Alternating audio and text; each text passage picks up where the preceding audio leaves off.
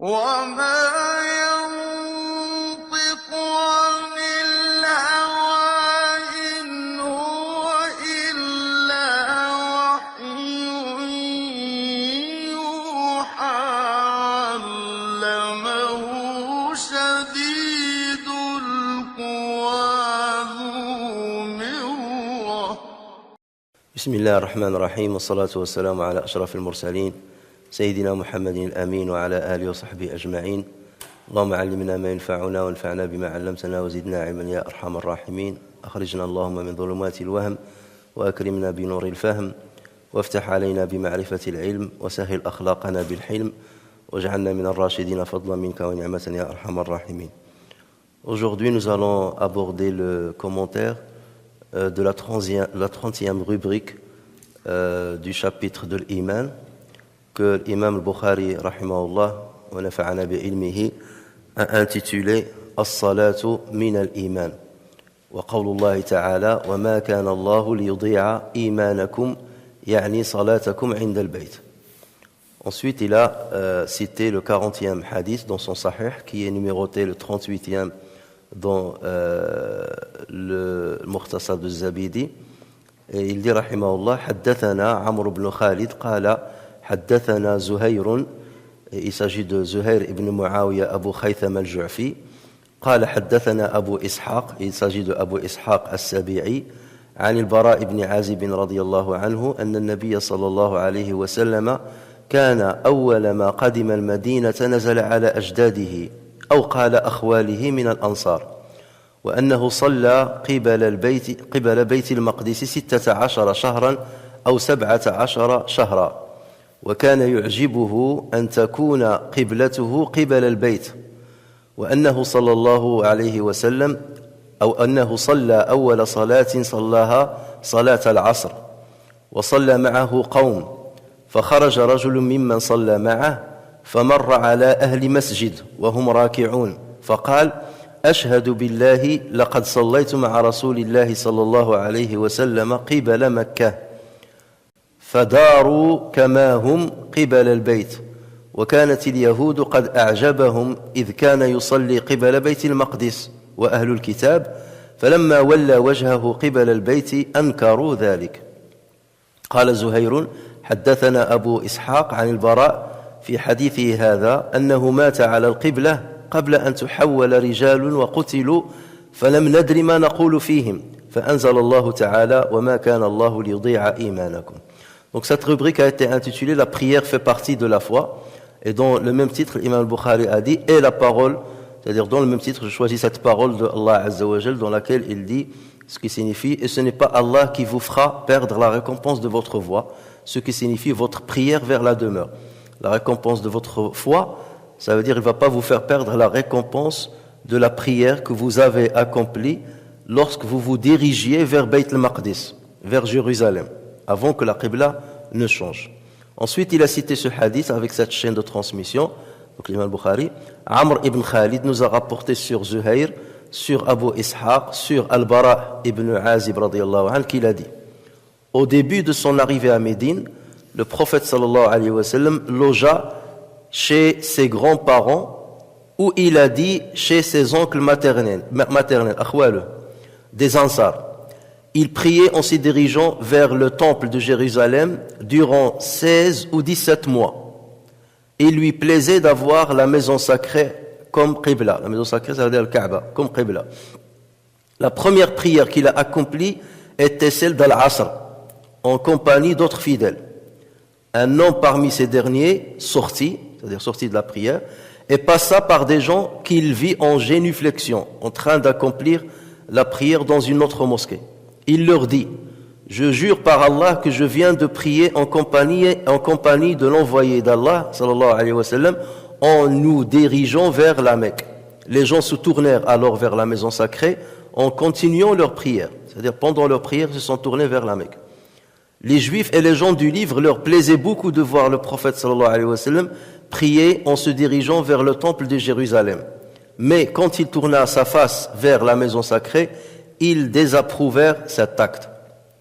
Ensuite, Zuhair, qui est dans la chaîne de transmission, Zuhair a dit Abu Ishaq nous a rapporté sur le Bara dans sa narration, et cette partie-là, vous ne l'avez pas dans Al-Tajrid Sarih. Vous ne l'avez pas, donc, parce que l'imam Zabidi, il ne choisissait que le hadith lui-même et pas ce qu'on rajoutait dessus. Mais là, on abordera tout, Inch'Allah. Donc, Zuhair a dit, Abu Ishaq nous a rapporté sur le Bara, dans sa narration, qu'avant le changement de la Qibla, les gens étaient morts ou tués et on ne savait pas quoi dire à leurs propos. C'est alors qu'Allah Azza wa Jal a révélé ce verset, et ce n'est pas Allah qui vous fera perdre la récompense de votre foi. Lequel verset qui a été cité dans l'intitulé de cette rubrique. Alors, comme d'habitude, puisque c'est la première fois qu'on parle de Bara ibn Azib, un compagnon du prophète sallallahu alayhi wa sallam, comme rapporteur du hadith, donc on va s'arrêter un petit peu sur un résumé de sa biographie, radiyallahu anhu. Donc, il s'appelle Al-Bara ibn Azib Al-Khazraji, donc il est de la tribu de Khazraj, Al-Ansari, et on le surnommait Abu Imara. Et certains ont dit Abu Amr, mais c'est le surnom Abu Imara par lequel il est le plus connu. Il est né 10 ans avant l'Hijra. Et il s'est converti à l'islam très tôt en compagnie de son père. Donc il était encore très jeune lorsqu'il a embrassé l'islam. Et d'ailleurs, il a voulu participer à la bataille de Badr. Après l'avènement du prophète sallallahu alayhi wa sallam à Médine, il a voulu participer à la bataille de Badr, la deuxième année de l'Hijra. Mais le prophète sallallahu alayhi wa sallam l'a refusé. Parce que le prophète sallallahu alayhi wa sallam avait pour coutume de refuser tout homme, c'est-à-dire il refusait à tout enfant qui n'a pas atteint 15 ans de participer à la bataille. À chaque fois, il y avait un groupe de jeunes qui venaient, et parfois même certains parmi eux, ils disaient on avait des chaussures et on mettait des rayos à l'intérieur des chaussures pour paraître plus grand, afin que le prophète sallallahu alayhi wa sallam nous accepte. Et le prophète sallallahu alayhi wa sallam les refusait. Donc il a refusé à ce que le Bara ibn Azib participe à la bataille, et il a refusé en même temps Abdullah ibn Omar, il a refusé Zayd ibn Thabit et bien d'autres compagnons qui étaient à l'époque encore jeunes. Néanmoins, il a participé à la bataille de Al-Khandaq. Et là, il avait dépassé les 15 ans, puisque la bataille de Al-Khandaq est arrivée à la 5e année de l'Hijra. Donc là, Al-Bara ibn Azib radiyallahu anhu avait un peu plus de 15 ans. Et il a participé à 14 autres expéditions à côté du prophète sallallahu alayhi wa sallam. Après la mort du prophète sallallahu alayhi wa sallam, Al-Bara a participé à la conquête de l'Irak, à la conquête des terres persiques, comme surtout la région de l'Iran actuelle, ce qu'on appelait auparavant, dont faisait partie auparavant Khorasan. Lorsque vous entendez Khorasan, c'est une grande région de l'Iran actuel. En l'an 20 de l'Hégire, il a accompagné Abu Moussa al-Ash'ari dans la conquête de Tustur. Et Tustur, c'était une grande ville qui se trouve à l'est de l'Iran actuel. En l'an 24, il était à la tête de l'armée qui a conquis Ar-Ray. Ar-Ray n'existe plus, cette ville-là, c'est une ville historique qui se trouvait au sud-est de Téhéran, la capitale actuelle de l'Iran. C'est alors que Uthman ibn Affan, parce que ça a eu lieu pendant le khilafat de Uthman ibn Affan, c'est là que ce dernier radiyallahu anhu l'a nommé gouverneur de la ville de Ar-Ray. Et le Bara radiyallahu anhu était très proche de Ali ibn Abi Talib, notamment pendant sa période, sa khilafa, et il a participé à ses côtés aux 3 grandes batailles, malheureusement, qui ont eu lieu entre les musulmans. La bataille de El-Jamal, et on l'a bien détaillé, qui a eu lieu en l'an 36 de l'Hégire, la bataille de Siffin, qui a eu lieu en l'an 37 de l'Hégire, et la bataille de An-Nahrawan, qui a eu lieu en l'an 38 de l'Hégire. La bataille de Nahrawan, pour rappel, c'est une bataille que l'imam Ali radiyallahu anhu a déclaré contre ce qu'on appelle Al-Muhakkima. Al-Muhakkima, en fait, suite à la bataille de Siffin, pendant la bataille de Siffin, comme vous le savez, le clan de Ali ibn Abi Talib allait l'emporter sur le clan de Muawiyah. C'est là que ce dernier clan, ils ont décidé de mettre les Corans sur leur lance, et ils ont soulevé le Coran, ils ont dit, nous allons nous référer au Coran. Le hakim al-Qur'an fina. Ali leur a dit non, il faut terminer la bataille parce qu'on va l'emporter. Et les siens ont dit non, on ne va pas encore continuer à s'entretuer, même si on va gagner, ce sont nos frères quand même. Et comme ils veulent qu'on se réfère au Coran, on va arrêter le combat. Donc ils ont arrêté le combat. Et là ils ont dit on va choisir un arbitre de chaque clan. C'est là que le clan de Ali ibn Abi Talib a avancé Abu Moussa al-Ash'ari. Et le clan de Muawiyah ibn Abi Sufyan a avancé Amr ibn al-As. Ces deux se sont rencontrés. Bon, je ne rentre pas dans les détails, peut-être qu'on aura l'occasion de le faire une autre fois. Donc ces gens-là ont dit, le jugement doit revenir à Dieu. Et c'est là où Ali ibn Abi Talib a dit sa célèbre phrase, « Kalimatu haqqin urida biha batil » une parole juste avec laquelle on voulait une chose qui est absurde. On voulait une absurdité. Ce qu'il disait est vrai, le hukm revient à Dieu. Mais dans cette situation-là, pour revenir à Dieu, il faut bien se référer au Coran à travers des arbitres, à travers des êtres humains. Et donc c'est là que les problèmes ont commencé. C'est ce groupe-là qui allait devenir le Khawarij plus tard, les dissidents. Et donc, après bien des débats et ainsi de suite, ils ont fini par se quitter le Koufa et un autre groupe les a rejoints de Al-Basra. Ils ont constitué un grand groupe de 12 000 personnes. Et ils se sont installés dans une région qu'on appelle Nahrawan. Et c'est là où ils ont tué le fils d'un compagnon du prophète sallallahu alayhi wa sallam qui passait par cette région-là, qui s'appelle Abdullah ibn al-Khabbab ibn al-Arat. Ils l'ont tué ainsi que sa femme qui était enceinte. Et c'était l'événement qui a poussé Ali ibn Abi Talib à leur déclarer la guerre. Parce qu'auparavant, il leur a dit, nous avons 3 engagements vis-à-vis de vous. On ne va pas vous empêcher d'entrer pour prier dans les mosquées du musulman. Si jamais vous participez avec nous à une bataille, on ne vous empêchera pas d'avoir le butin. Et jamais on va vous déclarer la guerre, commencer la guerre. Ça veut dire, si c'est vous qui la déclenchez, là, dans ce cas, on doit se défendre. Donc c'est ce qui est arrivé. Dès qu'ils ont tué des musulmans, Ali ibn Abi Talib leur a donné 3 jours pour se rendre, sinon ils allaient l'attaquer. C'est là où Abdullah ibn Abbas lui a dit, ya Ali, ya Amir al-Mu'min, laisse-moi aller discuter avec eux. Il lui a dit, ils vont te tuer. Il a dit, non, laisse-moi le faire. Et il l'a accepté. Et Abdullah ibn Abbas est allé discuter avec eux, il est resté avec eux, et il y a un très beau débat entre lui et eux, en se référant au Coran, en se référant à la parole du prophète sallallahu alayhi wa sallam. Et il a réussi à convaincre 6000 personnes parmi eux, qui l'ont rejoint et qui sont rentrés avec lui à Al-Koufa. Et il restait que 6000. Et c'est là où la guerre a éclaté entre eux. Donc c'est la fameuse bataille de Nahrawan. Et ils ont eu des grandes pertes, donc le Muhakkima. Il ne restait parmi eux qu'une quarantaine. Donc c'est à cette bataille-là que le Bara ibn Azib avait aussi participé. Et il a fini, radiyallahu anhu, par s'installer à Al-Koufa, où il a passé le restant de sa vie à enseigner le Coran, à enseigner la parole du prophète sallallahu alayhi wa sallam, jusqu'à son décès en l'an 72 de l'Hégire. Ça veut dire qu'il avait 82 ans, selon le calendrier lunaire. Et c'était à l'époque de la gouvernance de Mus'ab ibn az-Zubayr. Alors l'imam al-Bara, enfin Sayyidina al-Bara ibn Azib radiyallahu anhu, a rapporté 305 hadiths, dont 22 hadiths sur lesquels le Bukhari et Muslim se sont accordés. L'imam al-Bukhari a rapporté sur lui 15 hadiths et l'imam Muslim a rapporté sur lui 7 hadiths.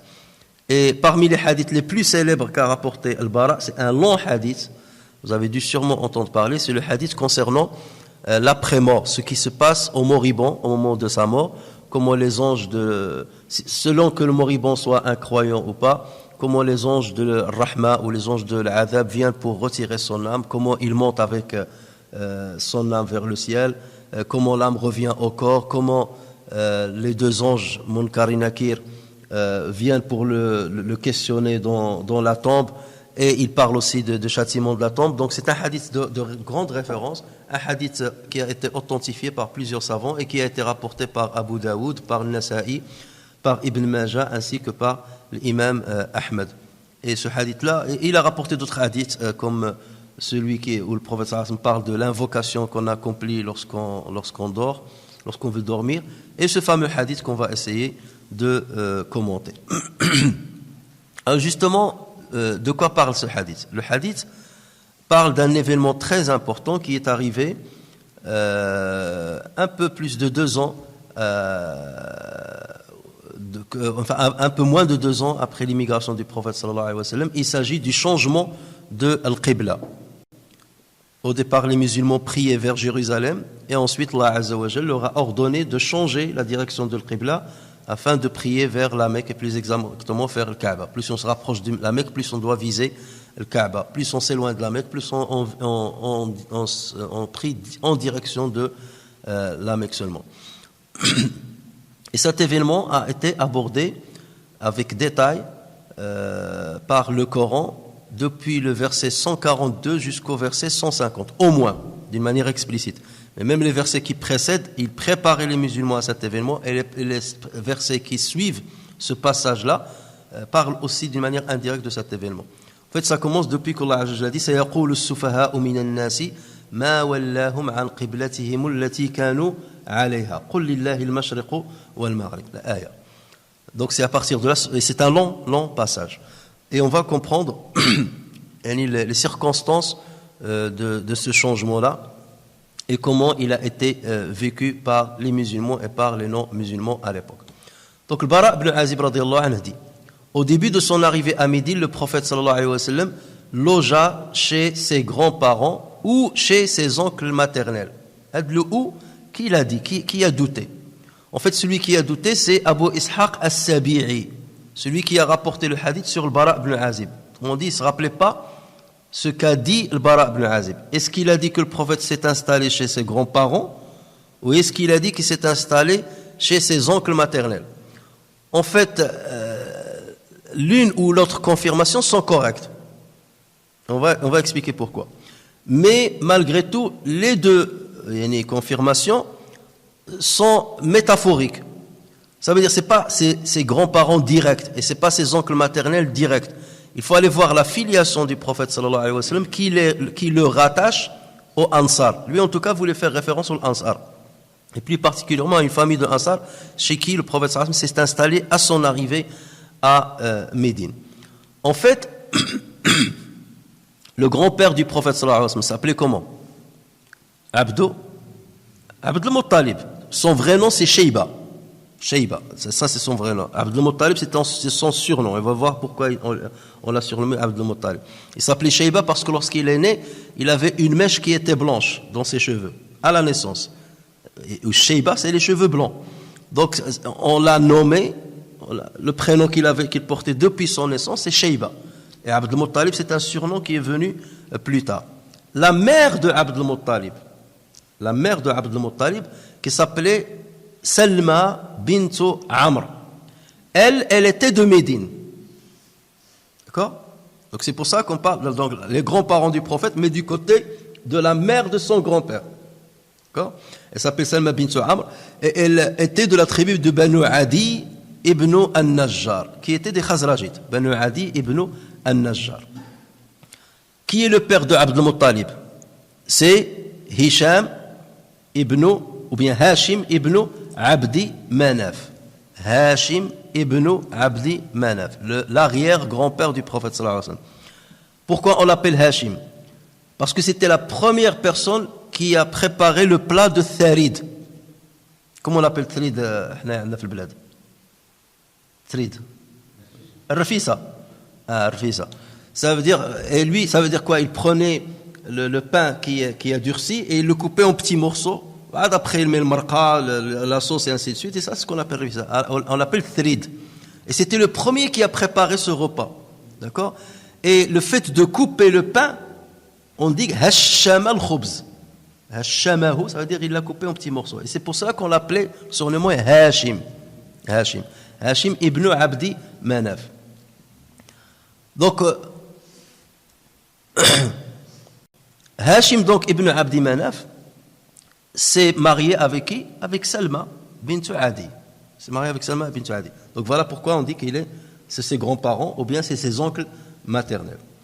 Il avait d'autres femmes, mais il s'est marié avec elle. Et elle, c'était une femme d'une grande noblesse. Il a refusé beaucoup d'hommes. Et lui, il s'est présenté à elle. Et comme lui, il est aussi de Abd Manaf, donc une grande famille aussi, Banu Qusay et tout, donc il l'a accepté. Il s'est marié avec elle. Et donc ils ont eu Shayba. Et Hashim était le premier à avoir instauré Rihlat al-Shita'i wa al-Sayf.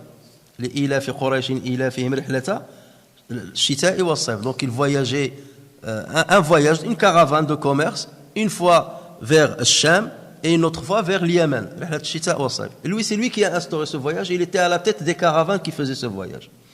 Et une fois, lors d'un voyage à Sham, il était passé par Gaza, et il est mort. Il est décédé à Gaza.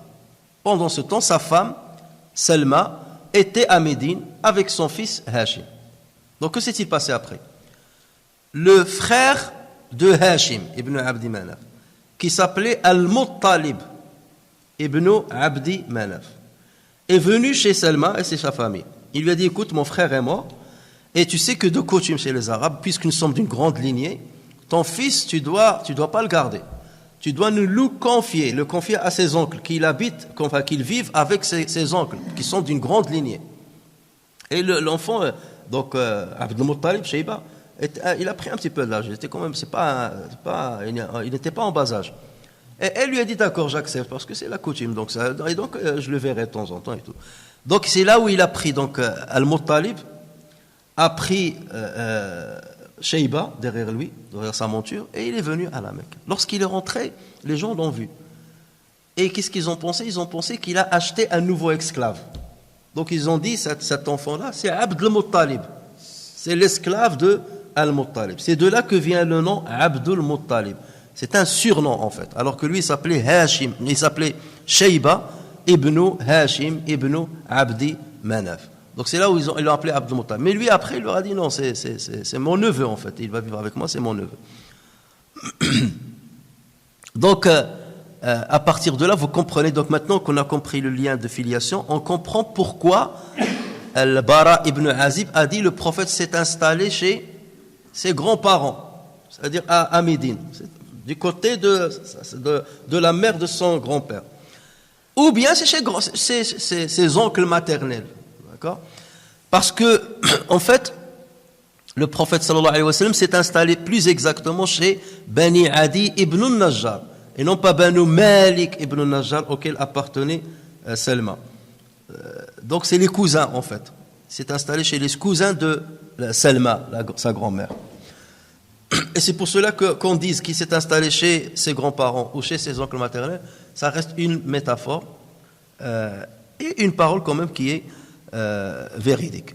Donc là c'est pour que vous compreniez cette première phrase de Al-Bara ibn Azib. Ensuite il a dit dans le hadith, il priait en se dirigeant vers le temple de Jérusalem durant 16 ou 17 mois, à Médine, on parle de Médine.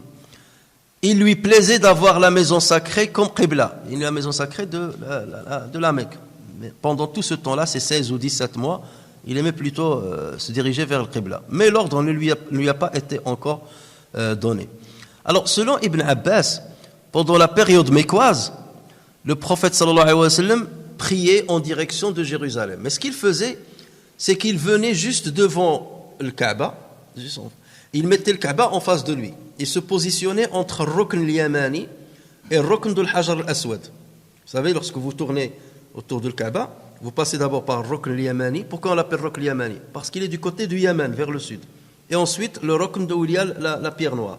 Donc lui, il se positionnait comme ça, et ça c'est le sud. Et il mettait le Kaaba en face de lui. Donc ce qui fait qu'il était vers la direction du nord, vers la direction de Jérusalem. Mais en même temps, il avait quelque part deux Qibla. Première, c'est le Kaaba en face de lui, et Jérusalem de l'autre côté. Mais l'objectif, c'était de se diriger vers Jérusalem. Lorsqu'il a immigré à Médine, donc là, le Kaaba est devenu au sud, et Jérusalem vers le nord. Donc ce qui fait que le prophète sallallahu alayhi wa sallam a commencé à prier en tournant le dos à le Kaaba. Et ça lui faisait mal. Et c'est pour cela, mais l'ordre lui était donné de se diriger vers Jérusalem. Donc c'est pour cela que pendant toute cette période-là, de 16 mois ou 17 mois, il espérait qu'il priait plutôt vers le Kaaba. Et pourquoi on a dit 16 ou 17? Parce qu'il y a une autre version rapportée par Muslim où on parle plutôt de 16 mois. Et d'autres versions, on parle de 17. Et dans la version qui est entre nos mains, le narrateur, il a dit 16 ou 17. En fait, ça dépend. Est-ce qu'on compte le mois de l'arrivée du prophète sallallahu alayhi wa sallam à Médine ou on ne le compte pas? Pour ceux qui comptent le mois là, donc ils disent 17 mois. Pour ceux qui ne comptent pas le mois où le prophète est venu, ils comptent seulement 16 mois. Donc il n'y a pas de doute en fait sur la période réelle. Un mois de différence selon à partir de quand on a commencé à compter. Alors, et Allah Azza wa Jal donc a révélé au prophète sallallahu alayhi wa sallam des versets concernant cette situation. Allah Azza wa Jal a dit dans Surat donc, Al-Baqarah, verset 144. je ne vais pas prendre les versets dans l'ordre pour que vous compreniez la logique déjà des choses, et après vous relisez ces versets-là depuis le verset donc c'est 142 jusqu'au verset 150 et vous comprendrez le sens de ce qu'on va dire. Allah Azza wa Jalla a dit قد نرى تقلب وجهك في السماء فلنولينك قبلة ترضاها فول وجهك شطر المسجد الحرام وحيثما كنتم فولوا وجوهكم شطره وإن الذين أوتوا الكتاب ليعلمون أنه الحق من ربهم وما الله بغافل عما يعملون. Certes, nous te voyons tourner le visage en tous sens dans le ciel. Tourner le visage, ça veut dire j'aurais espéré. C'est-à-dire c'est une manière, ça c'est une expression ou une métaphore qui exprime le vœu du prophète sallallahu alayhi wa sallam que cette situation change. Donc certes, nous te voyons tourner le visage en tous sens dans le ciel, nous te faisons donc orienter vers une direction qui te plaît. Tourne donc ton visage vers la mosquée sacrée. Donc c'est ça l'ordre abrogeant. Tourne donc le visage vers la mosquée sacrée, où que vous soyez, donc tous les musulmans, où que vous soyez, tournez-y vos visages. Certes, ceux à qui le livre a été donné savent bien que c'est la vérité venue de leur Seigneur et Allah n'est pas inattentif à ce qu'ils font.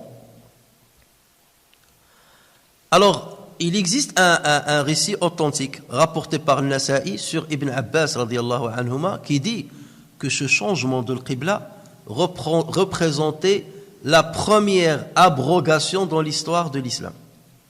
Vous savez que dans le Coran, il y a eu des versets qui ont été abrogés et des versets qui ont été abrogeants. On parle de Nasikh ou al-Mansour. Nasikh c'est l'abrogeant, le Mansour c'est l'abrogé. Ça veut dire des versets qui donnaient un décret et Allah Azza wa Jalla a changé plus tard le décret. Donc on parle de l'abrogation. La première chose qui a été abrogée, c'est la direction de l'Qibla. Elle était vers Jérusalem et ensuite elle a changé vers le Kaaba. Et d'ailleurs, le Coran a préparé déjà auparavant les musulmans à ce changement, à cette abrogation particulière et aux abrogations qui allaient venir. Regardez, dans Surat al-Baqarah toujours, verset 106, bien avant le verset 142, Allah Azza wa Jalla disait ما ننسخ من آية أو ننسها نأتي بخير منها أو مثلها ألم تعلم أن الله على كل شيء قدير. Si nous abrogeons un verset quelconque ou que nous le fassions oublier, nous en apportons un meilleur ou un semblable. Ne sais-tu pas qu'Allah est omnipotent? Donc déjà, il les a préparés qu'il y aura certaines choses qui vont être abrogées. Ça, c'est Dieu qui décide. Et il a une sagesse derrière cela. Que vous l'ayez comprise ou pas, mais en tout cas, il y a une sagesse derrière ça. Et puisqu'on parle de l'abrogation, il faut comprendre que dans le Coran, il y a 3 catégories d'abrogation. La première catégorie, c'est ce que les savants appellent Naskhut tilawati wal hukm. Naskhut tilawati wal hukm. Ça veut dire, il y a un verset qui a été révélé, qui nous donne un décret. Et ce verset-là a été abrogé dans la récitation. Ça veut dire qu'il n'existe plus dans le Coran actuel. Il a été abrogé. Sa récitation a été abrogée. Et le décret qu'il a ramené a été également abrogé.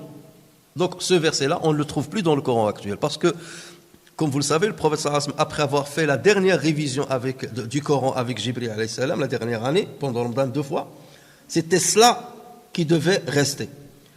Et Jibril va lui dire, ce verset, tu ne l'utilises plus, ça y est. سنقرأك فلا تنسى إلا ما شاء الله. C'est ça, ما ننسخ من آية أو ننسها. On te l'a fait oublier. Donc ça, c'est la première signification. On te l'a fait oublier. Ça veut dire, c'est comme lorsque tu dis à quelqu'un, ça t'a fait oublier là. Ça veut dire quoi? Ça veut dire ça, il ne ramène plus, n'en parle plus. Oublie là, n'en parle plus. Donc on te le fait oublier, ça veut dire ça ne fait plus partie du Coran. Ce verset était temporaire. Ça y est, le stade est passé, on est passé à autre chose, donc ce verset ne fait plus partie du Coran. Et il y a des versets parfois qui ont ramené un décret qui n'est plus effectif, mais le verset reste. On va donner un exemple.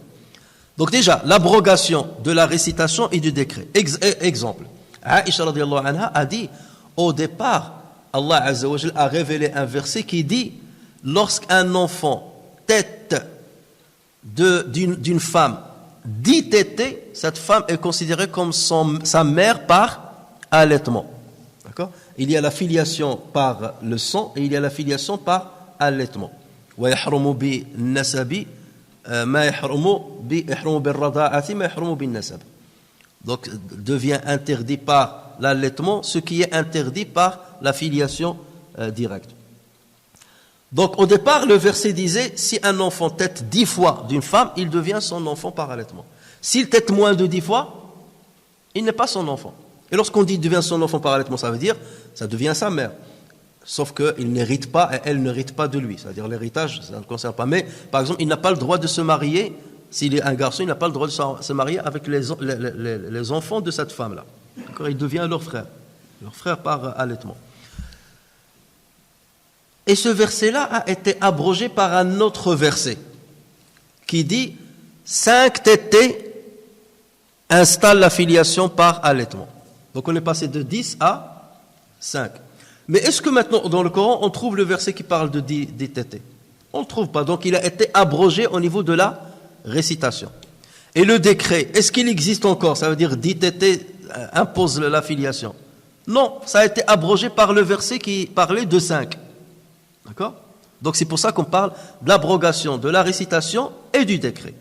La deuxième catégorie, c'est l'abrogation de la récitation, mais pas l'abrogation du décret. Exemple, les tétés, 5 tétés instaurent la filiation. Est-ce que le verset là existe aujourd'hui? Le verset qui parle de 5 tétés. Il n'existe pas. Mais est-ce que le jugement, le décret, existe ou pas? Il est maintenu ou pas? Pour le Bukhari, il est maintenu. C'est pas le Bukhari, pour Shafi'iyya. Shafi'iyya, eux, ils disent il faut qu'il y ait 5 tétés pour dire qu'il y a filiation par allaitement. Les Malikiyya, eux, ils disent une seule tétée suffit. Parce que pour eux, même le verset de 5 a été abrogé dans les décrets. Shafi'i considère non, il est abrogé dans la récitation, mais dans le décret, il est effectif.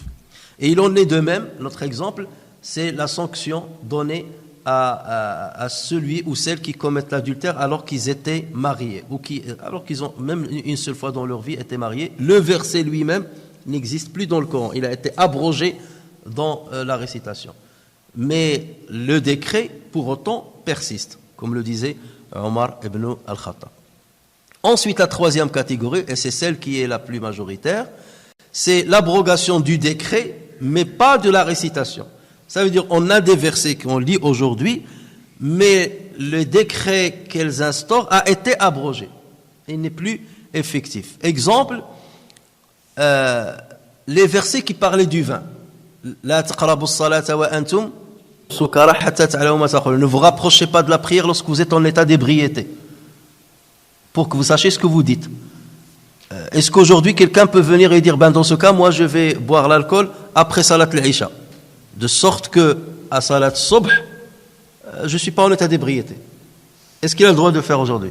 Pourquoi? Parce qu'il va vous dire mais il y a le verset là qui le dit. On va lui dire non, ce verset oui on le récite, mais le décret qu'il a ramené il a été abrogé. Par quoi? Par un autre verset qui dit ya ayyuhalladhina amanu innamal khamru wal maysiru wal ansabu wal azlamu rijsun min amali ash-shaytani fajtanibuhu la'allakum tuflihun. Il y a un verset qui a abrogé tout ça. Le verset qui disait il te questionne à propos du vin et des jeux de hasard, dit il y a du bien dedans et du mal, et le mal prépondère par rapport au bien. Ça c'est un verset qu'on récite, mais le décret il a été abrogé. Maintenant ça y est, c'est interdit. Et donc c'est à partir de là qu'on dit que la récitation n'a pas été abrogée, mais le décret a été abrogé. Et c'est pour ça que vous avez certains